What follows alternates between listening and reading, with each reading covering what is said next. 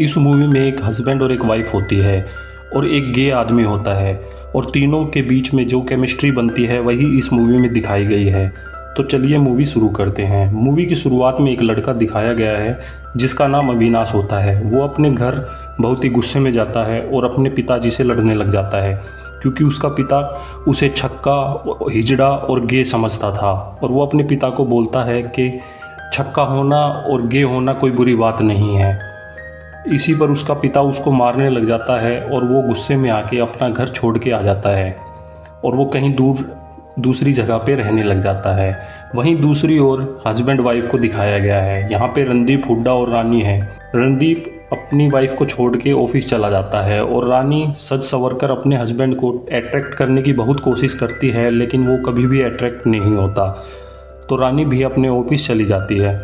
Office में वही लड़का अविनाश आता है और वो रानी मुखर्जी से दोस्ती करना चाहता है क्योंकि वो यहाँ पे चाहता है कि मेरी पक्की नौकरी हो जाए और रानी मुखर्जी को वो ऐसे ही परेशान करने लगता है।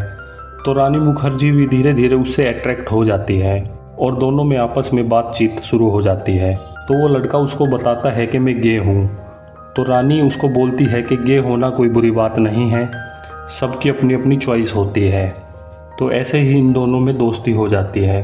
वहीं रानी अपने घर आके अपने हस्बैंड के साथ बैठी हुई होती है। नेक्स्ट डे रानी अविनाश को अपने घर खाने के लिए बुलाती है और वो घर जाके अपने हस्बैंड को बताती कि मैंने अविनाश नाम के लड़के को खाने पे बुलाया है और वो गे है।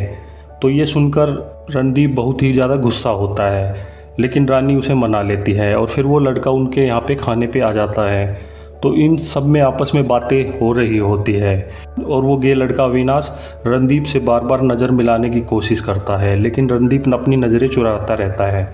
तो ऐसे ही बातों बातों में इन दोनों को पता चलता है कि अविनाश और रणदीप दोनों को पुराने गाने बहुत पसंद है और ऐसे ही इनकी नज़रें मिल जाती है। तो फिर रणदीप अपने एक कमरे में लेके आता है और अविनाश को पुराने गाने की बहुत सारी सीडी दिखाता है और दोनों आपस में बातें करने लगते हैं। लेकिन अविनाश रणदीप के बार बार टच करने की कोशिश करता है ताकि वो उसके करीब आ सके, लेकिन रणदीप अपनी नज़रें चुराता रहता है और वो इससे दूर जाने की कोशिश करता है कि तभी उसके हस्बैंड का फ़ोन आता है और वो अपने हस्बैंड को बताती है कि मैं आज रात लेट घर जाऊंगी।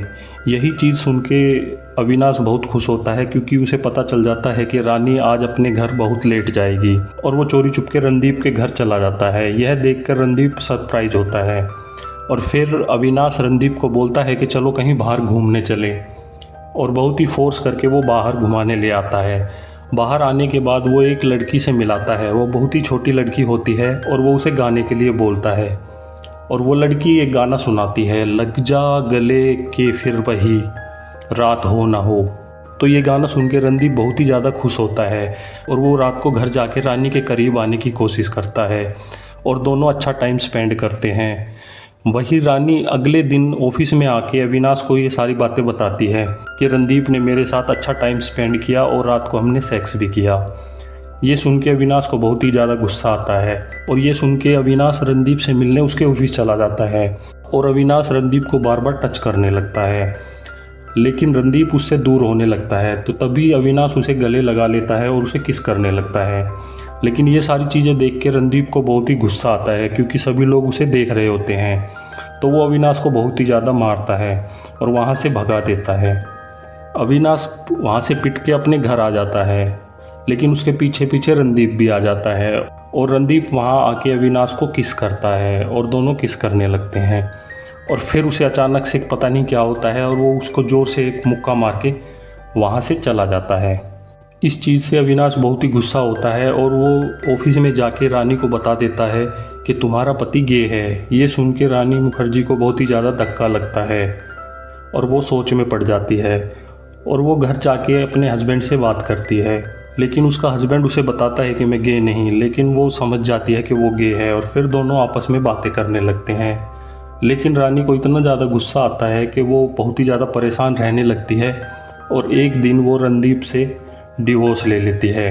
वो रणदीप से डिवोर्स इसलिए लेती है क्योंकि वो रानी से सारी बातें छुपा रहा था। अगर वो सारी बातें बता देता तो इन सब के बीच में शायद सब अच्छा रहता, लेकिन उसने रानी से छुपाया था, इस वजह से उसे बहुत गुस्सा आ गया था और यहीं अपनी कहानी ख़त्म हो जाती है।